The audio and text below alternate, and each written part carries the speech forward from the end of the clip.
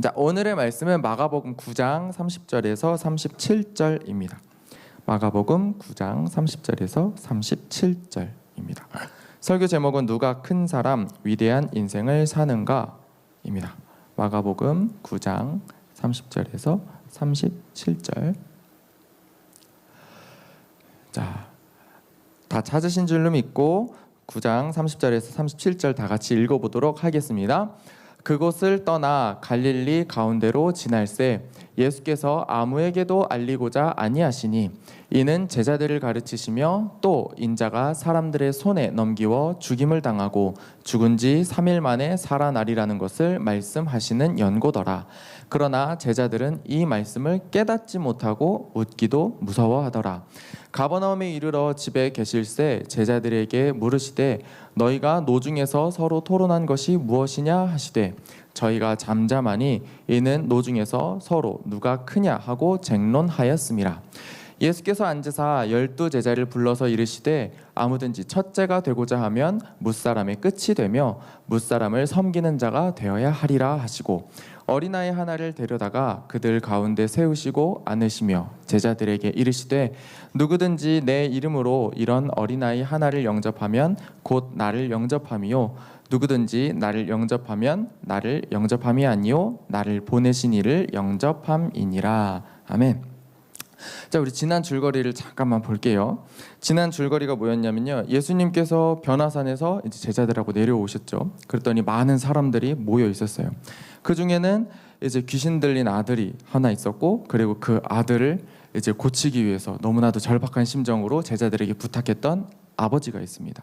그런데 제자들이 아들 안에 있는 귀신을 내어쫓지 못했죠.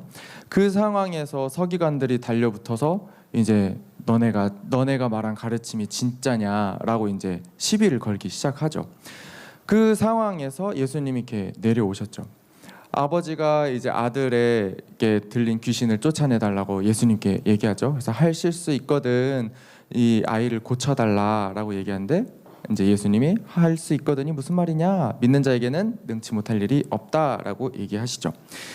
믿음의 삶이 점점 어려워지고 있어요. 제자들의 삶도 내가 한번 믿은 거 가지고 이게 인생을 쉽게 살아갈 줄 알았는데 그게 아니라 점점 어려워지고 점점 강한 귀신이 공격해 오죠.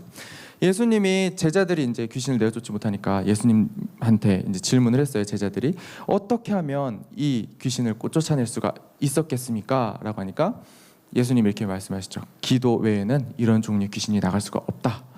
그 말은 점점 강해지는 이 영적 세력의 다툼에서 우리가 이길 수 있는 방법은 강한 기도밖에 없다. 우리의 기도는 점점 강해져야 된다라고 얘기를 했어요. 그래서 더 집중하고 더 오래 기도하면서 자신의 이 영적인 상태를 무장하는 기도를 하자고 이제 목사님께서 결단을 했죠. 그래서 오늘은 누가 큰 사람 위대한 인생을 사는가라는 제목으로 오늘 말씀을 나눠볼게요. 저번 시간에 이어서 한 번 더 생각해 봤으면 좋겠어요. 제자들이 귀신을 내어 쫓지 못한 이유가 뭘까요? 라는 겁니다. 제자들이 강한 기도를 하지 않은 이유가 뭐냐 이겁니다. 제자들이 왜 강한 기도를 하지 못했지? 라고 생각하면 아마 방심했기 때문이 아닐까. 제자들이 이제 귀신을 내어 쫓은 적이 있잖아요. 그러니까 나는 이 정도 되는구나 하면서 이제 그냥 내쫓으면 되는 거야 라고 생각을 했던 거죠. 영화 대사에도 보면요, 타짜에서 나 이대 나온 여자야 이러면서 자기가 뭐라도 되는 것만 이렇게 얘기하는 게 있죠. 여러분들 보셨나요? 타짜? 보시면 안 돼 아직. 승현아 봤어? 네. 아무튼 그리고 저 영화 저도 잘 안 본 건데요. 뭐였더라? 아무튼 어떤 영화에서요. 범죄와의 전쟁에서 막 내가 너그 서장이랑 너그 서장 남천동 살게 이러면서 내가 니네 서장이랑 아는 사이야 하면서 자기가 뭐라도 된 것 마냥 내가 뭔가 큰 사람인 것 마냥 이렇게 얘기를 하는 거죠. 제자들도 내가 뭐라도 되는 사람인 것 마냥 그렇게 생각을 하고 기도를 소홀히 했던 것 같아요. 나 예수님의 제자야 라고 하면서 귀신 그냥 물러갈 거야 라는 아주 안이한 생각을 가지고 귀신을 대했기 때문에 귀신이 쫓아나가지 않았던 거죠. 그래서 이 제자들이 가지고 있는 이 큰 자라는 이 의식이요 계속해서 이어집니다. 그래서 오늘은 큰 자에 대해서 예수님이 말씀을 하세요. 그래서 보면은 이제 예수님은 노골적으로 이제 자신의 사명에 대해서 말씀하기 시작하세요. 그런데 제자들은 점점 피합니다. 30절에서 32절을 보면요, 이렇게 돼 있어요. 그곳을 떠나 갈릴리 가운데로 지날새 예수께서 아무에게도 알리고자 아니하시니 이는 제자들을 가르치시며 또 인자가 사람들의 손에 넘겨 죽임을 당하고 죽은 지 3일 만에 살아나리라는 것을 말씀하는 연고더라. 그러나 제자들은 이 말씀을 깨닫지 못하고 묻기도 무서워하더라. 여기서 포인트는 예수님이요, 마가복음 8장에서 마가복음 9장 딱 두 장 사이에요, 예수님이 나는 고난받을 거야, 나는 죽을 거야, 그리고 난 부활할 거야 라는 말이 무려 3번이나 나와요. 베드로가 그 예수님을 꾸짖으려고 했을 때 무슨 얘기 하시는 거예요? 라고 얘기했을 때 그때 처음 얘기하셨고, 그리고 변화산에서 이제 내려오시면서 나 이제 죽고 부활할 건데 너네 아직 나 말하지 마 라고 이렇게 얘기하셨어요. 그리고 오늘 본문에서 3번째로 얘기하십니다. 이 짧은 내용 안에 벌써 예수님의 고난, 죽음, 부활이 3번이나 반복이 돼요. 그럼 진짜로 예수님이 십자가에 달리실 날이 얼마 남지 않았다라는 것을 말하는 거죠. 다른 가르침은요, 막 뭐 산에서 가르친 뭐 복 있는 사람은 이러면서 이런 말은요, 막 위로해주고 격려해주고 삶의 어떤 지혜를 주고 이런 가르침이었는데, 이 가르침은 뭔가 달라요. 아주 직설적이고요, 노골적이고 막 살벌해요. 무시무시해요. 나는 죽을 거야, 나는 죽는다, 난 고난 받을 거야, 막 이렇게 계속 얘기해요. 제자들의 입장에서 자기가 따르던 스승이 죽을 거라는 얘기를 쉽게 받아들일까요? 받아들이지 못할 것 같아요. 오죽하면 32절에 제자들이 깨닫지도 못하고 묻기도 무서워한다라고 얘기하죠. 이 말씀 듣는 것 자체가 너무나도 괴로운 거예요. 그래서 묻기를 무서워하는 거죠. 이렇게만 봤을 때 제자들이 예수님께 묻지 못한 이유는 예수님의 가르침이 뭔가 너무 살벌해서 라고 생각할 수 있어요. 그런데 제자들이 깨닫지 못했대요. 뭘 깨닫지 못했을까를 생각해 보면요, 이런 거예요. 여러분, 고난 받는 거, 죽는 거, 부활하는 게 그렇게 이해하기가 어려운 건가요? 승희야, 고난 받는 거 뭔지 알아? 그렇지, 누군가한테 괴롭힘을 받는 거죠. 그러면은 승희야, 나 죽는 거 뭔지 알지? 이거지. 네? 그리고 부활은 조금 어려울 수도 있겠지만 죽었다가 다시 살아나는 걸 말하죠. 이거 그냥 그래 하고 이해할 수 있어요. 우리가 사도신경으로 계속 반복하죠. 빌라도에게 고난을 받으사 십자가 못 박혀 죽으시고 장사된 지 4일 만에 죽은 자 가운데서 다시 살아나시며, 이 내용이 어렵지가 않아요. 어렵지가 않은데 제자들이 깨닫지 못한 이유는요, 이 단어 고난, 죽음, 부활, 이게 어려운 게 아니라요, 내 스승한테서 이게 일어난다는 게 이게 어려운 거예요. 이게 도저히 믿기지가 않은 거예요. 이제 예수님께서 세상을 막 구원하시고 이스라엘을 막 높이 드셔가지고 이제 평화를 만들 거야 라고 생각하고 제자들은 막 열심히 따랐어요. 죽기까지 각오하고 막 순종하려고 해요. 그런데 예수님 스스로가 난 이제 죽는다, 난 이제 죽는다 이렇게 얘기를 하는 거예요. 이게 이해가 되냐 이 말이에요. 자기 스승이 죽는다는 걸 받아들일 수 있는 사람이 누가 있겠어요? 그것도 그리스도가 죽는다는 말이 말도 안 되는 거예요. 제자들이 들었을 때는요, 내 스승이 죽는다, 그것도 그리스도라는 사람이 절대 있을 수가 없는 일인 거예요. 그래서 베드로가 예수님을 막 붙들고 간하는 거예요. 막 꾸짖으려고 했다는 거예요. 예수님 무슨 소리 하시는 거예요? 그리스도가 죽어서 되겠냐고. 이게 지금 말이 되는 소리라고 생각하시냐고. 베드로가 이렇게 얘기를 한 거죠. 결국 이 예수님이 나 죽는다 이렇게 얘기를 하는 건요, 이 제자들의 기대, 이제 예수님이 이제 세상을 구원할 거야, 승리할 거야 라는 이 제자들의 기대를 완전히 무너뜨리는 그런 고백인 거예요. 그러니까 제자들은 이 말을 더 이상 듣고 싶지 않은 거겠죠. 그러니까 제자들이 예수님께 묻기 무서워했다라는 이유는 내 스승한테서 이런 일이 일어날 거를 믿지 못하는 거예요. 받아들이고 싶지 않은 거예요. 그래서 더 이상 듣고 싶지가 않은 거예요. 더 이상 이거에 대해서 얘기하고 싶지가 않은 거예요. 그래서 제자들은 깨닫지 못한 채 이제 스승의 가르침을 그냥 귓등으로 듣는 거겠죠. 누군가의 말을 듣고 싶지 않은 때가 우리에게도 있습니다. 가령 예를 들면 여러분들의 집에서 엄마가 잔소리하는 것들, 일어나라, 지금이 몇 시인데 밥은 먹어야지, 공부는 했냐, 집안이 이게 뭐냐, 돼지우리도 아니고 막 이런 얘기를 하실 때가 있어요. 그러면 우리는 어떻게 해요? 네, 알겠습니다. 일어나요? 안 하죠. 그냥 문을 탁 닫기도 하고 그냥 이불을 뒤집어 쓰기도 하고, 네, 그만하라고 막 이렇게 얘기하고, 맞는 말인 거 아는데 그만하라고, 내가 알아서 할 거라고 하면서 안 하죠. 네, 엄마는 얘기해라, 나는 내 갈 길 가겠다 이렇게 얘기하고 싶은 순간이 있잖아요. 그런데 불편한 진실은 뭐냐면 엄마의 말이 맞다는 거예요. 내 귀에 거슬리긴 하지만 엄마 얘기가 맞아요. 청소를 안 했으니까 청소 좀 해라 라고 얘기하고요. 전도사님이 뱀띠인데요, 엄마가 진짜 허물 벗고 다닌다는 얘기를 그렇게 많이 했거든요. 아무튼 청소를 안 했기 때문에 청소하라고 하는 거고, 아무 일도 안 하고 좀 게으르게 있으니까 좀 일어나라, 밥 좀 먹어라 라고 얘기하는 거잖아요. 엄마의 잔소리를 안 듣고 싶으면 어떻게 해야 돼요? 들어야 돼요. 얘기하기 전에 들어야 되는 거죠. 제자들도요, 예수님의 계속되는 이 말씀이요, 이 자신들의 귀에 거슬린 이 말씀을 안 듣고 싶었다고 얘기했죠. 그렇다고 예수님이 말씀하시는데 안 들으면 어떻게 될까요? 예수님이 말씀하시는데 나 이제 듣기 싫어요 하고 예수님을 이제 배척하면 어떻게 돼요? 제자가 아닌 거예요. 그건 제자의 삶이 아닌 거예요. 제자는 스승의 말을 듣고 따르는 사람인 거죠. 제자들은 어쩔 수 없이 이 말을 자신과 부딪히더라도 들어야 되는 상황인 거예요. 우리도 예수님의 말씀을 듣고 따르는 제자입니다. 하나님의 자녀예요. 가끔씩 말씀을 읽을 때마다 내 마음에 막 거슬리는 말씀이 들릴 때가 있어요. 정말 내가 막 억울해요. 막 화가 나는데 내가 잘못한 게 아니야. 그런데 막 성경에 이렇게 써 있죠. 화를 내도 해가 질 때까지 풀어라. 해 지기 전까지 다 풀어라. 얘기가 있죠. 풀기 싫은데 걔가 나한테, 걔라고도 얘기 안 하죠. 그 아이가, 그 베이비가 나한테 잘못했다고 용서를 구해도 내가 용서를 할까 말까인데 예수님은 풀어라 라고 얘기하죠. 때로는 이렇게 얘기하기도 해요. 예배를 드리려고, 제사를 드리려고 하나님 앞에 왔다가 누군가와 싸운 일이 생각이 나거든. 그 사람한테 가서 화해를 해라 라고 얘기해요. 할 수 있겠어요? 내가 지금 마음에 거슬리는 사람이 있어요. 주여, 내가 이 새끼를 용서하게 해주세요. 막 이렇게 기도할 판인데 예배를 드리다 말고 가서 그 친구랑 화해를 하래요. 여러분, 화해가 가능하신가요? 화해가 가능하세요? 잘 안 될 수도 있어요. 잘 안 될 것 같아요. 그런데 우리가 해야 되는 건 어떻게 해야 돼요? 듣고 따라야 되는 거예요. 이 말씀을 안 들으면, 하나님의 자녀는 하나님의 말씀을 듣는 사람인데 이 말씀을 안 들으면 나는 하나님의 자녀로 사는 게 아닌 거죠. 내 말씀, 내 생각과 하나님의 말씀이 부딪히더라도 그때 내가 해야 되는 건 하나님의 말씀을 듣고 따라야 되는 거예요.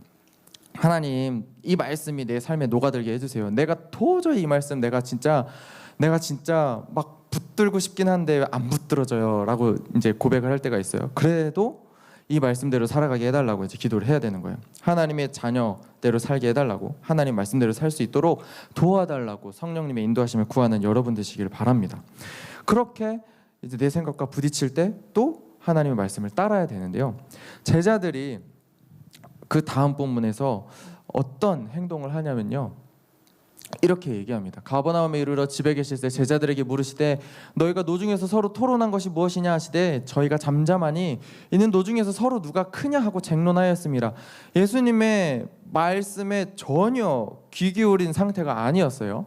예수께서 앉으사 12제자를 불러서 이르시되 아무든지 첫째가 되고자 하면 무사람의 끝이 되며 무사람을 섬기는 자가 되어야 하리라 하시고 어린아이 하나를 데려다가 그들 가운데 세우시고 앉으시며 제자들에게 이르시되 누구든지 내 이름으로 이런 어린아이 하나를 영접하면 곧 나를 영접함이요 누구든지 나를 영접하면 나를 영접함이 아니요 나를 보내신 이를 영접함이니라 라고 이제 예수님이 말씀하세요. 예수님이 말씀하신 가르침은요, 진짜 중요한 말씀이에요. 내가 고난받고 죽고 부활할 거야, 진짜 이렇게 갈 거기 때문에 제자들이 깨닫지 못하는 상황이기 때문에 더 예수님이 얘기하신 걸 수도 있어요. 그런데 제자들이 집중을 안 해요. 내가 듣기 싫은 말씀이라고 제자들이 집중을 안 하는 겁니다.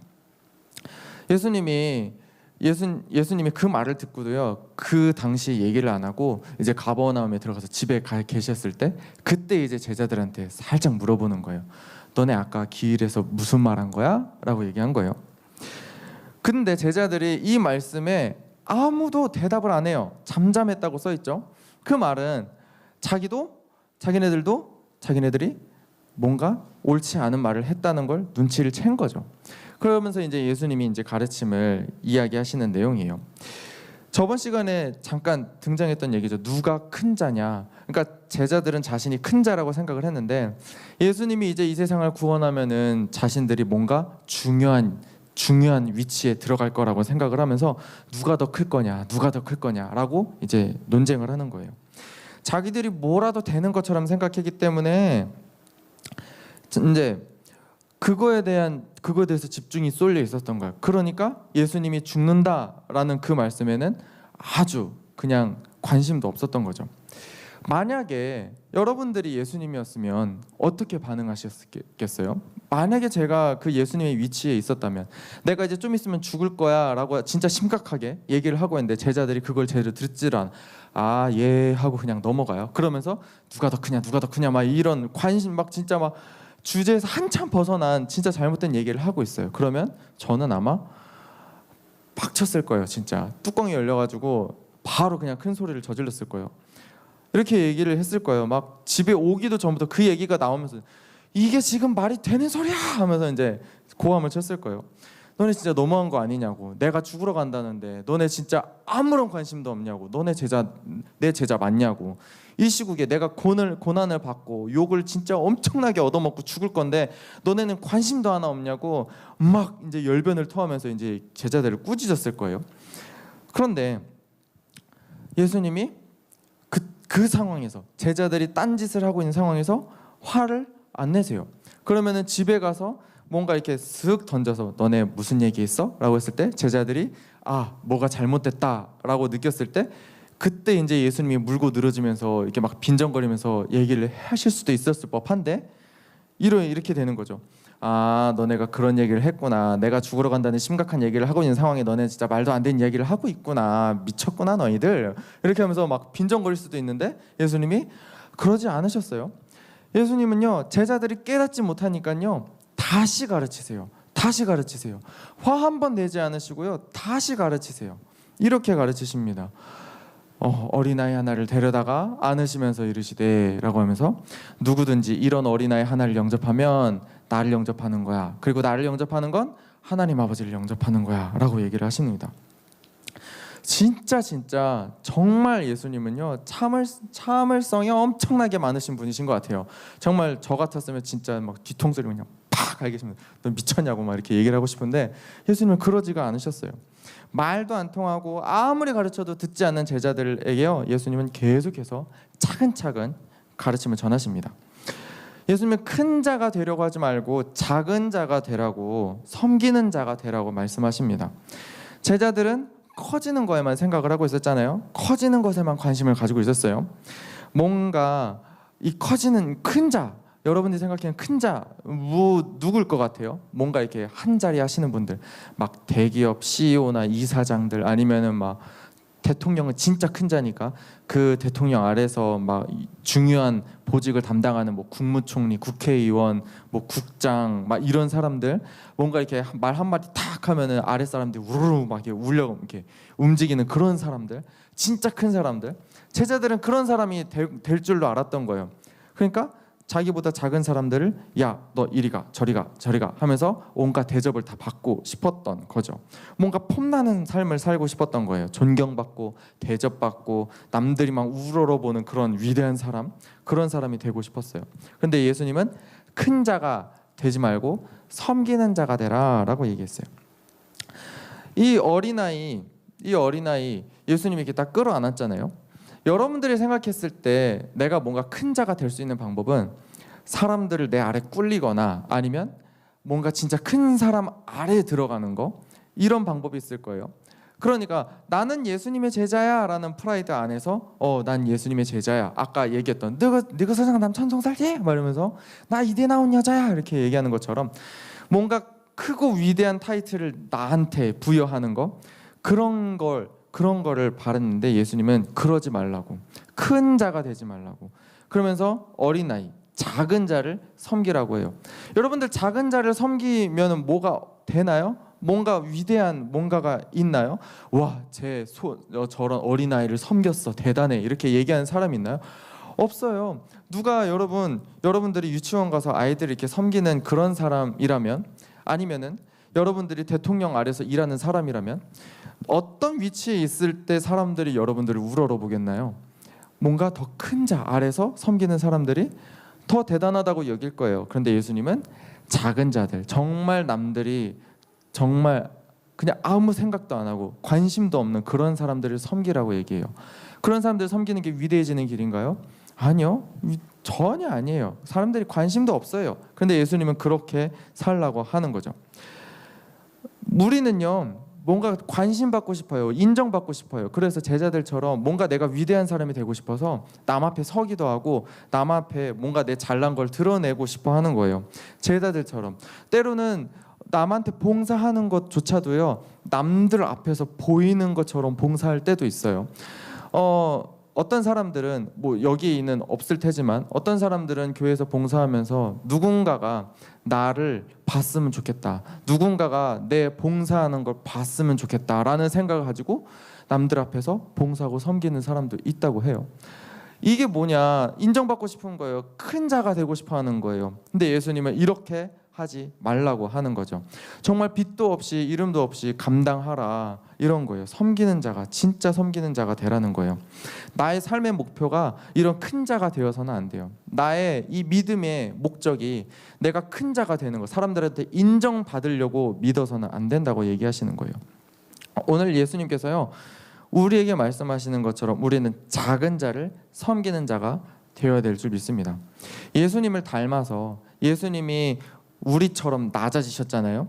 근데 우리보다 더 낮아지셔서 우리를 섬기셨어요.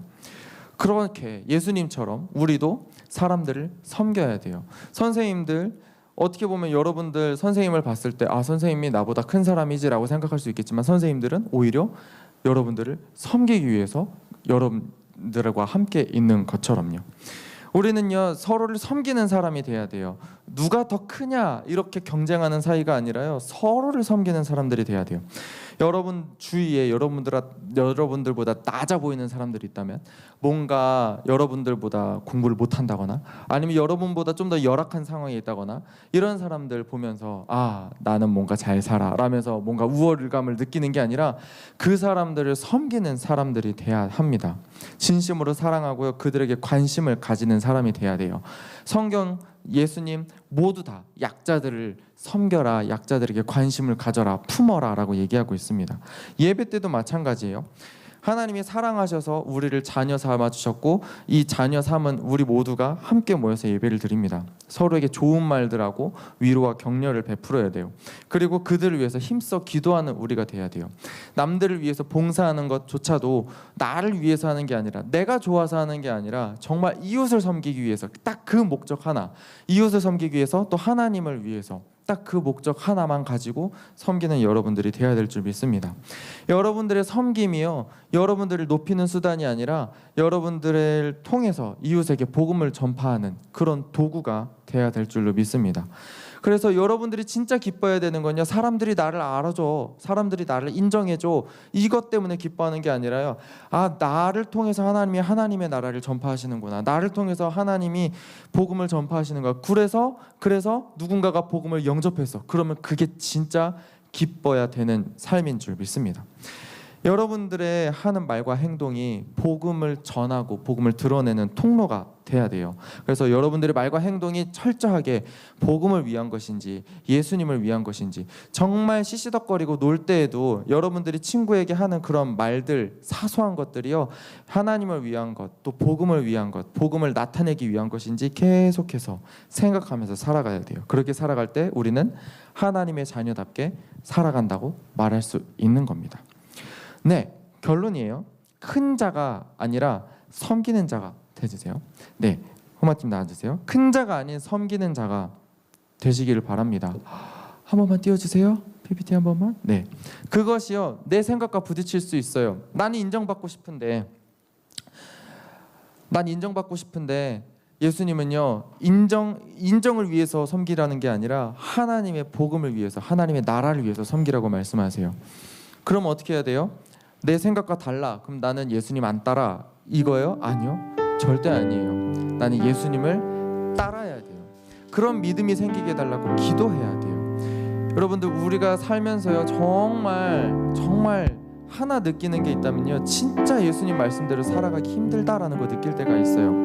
내 삶이 그렇지 않은데, 내 삶은 그렇게 살고 싶지 않은데 예수님이 그렇게 살지 말라라고 얘기하고, 예수님은 섬겨라, 나를 따라라 라고 얘기할 때가 있어요. 여러분들만 듣기에 거북한 거 아니고요, 저에게도요, 이거 말씀이 진짜 어려워요. 그렇게 사는 게 정말 어려워요. 그런데도 어떻게 해야 돼요? 진짜 무릎 ቁ고 하나님, 내가 진짜 하나님 말씀대로 살겠습니다. 하나님의 말씀대로 살기를 원합니다 라고 다짐하면서 기도하면서. 내 힘으로 돼요? 안 돼요. 그러니까 성령님 붙잡고 성령님 내 삶을 주관해 달라고 정말 더 강한 기도하면서 더 거친 영적 싸움 헤쳐나가면서 그렇게 살아가야 합니다. 이 시간 기도 제목 3가지 가지고 기도할 건데요. 첫째는 내 생각과 하나님의 말씀이 부딪힐 때 하나님의 말씀대로 살겠다고 그렇게 살아갈 수 있도록 도와달라고 기도하신 여러분 되시길 바랍니다. 그리고 두 번째는 내 만족과 내 욕심으로 사람들을 대하지는 않았는지, 그렇게 해서 내 말과 행동으로 누군가가 상처를 받았는지 이런 걸 한번 돌아보고 또 회개하고 또 오로지 복음을 위해 섬기는 사람이 되게 해달라고 기도합시다. 그리고 세 번째로는 삶 속에서 나의 말과 행동이 사람들을 구원으로 인도하는 하나님의 복음을 나타내고 하나님의 나라를 확장시키는 도구가 되게 해달라고 기도합시다. 이 시간 말씀을 생각하면서 주여 세 번 외치고 통성으로 기도합시다.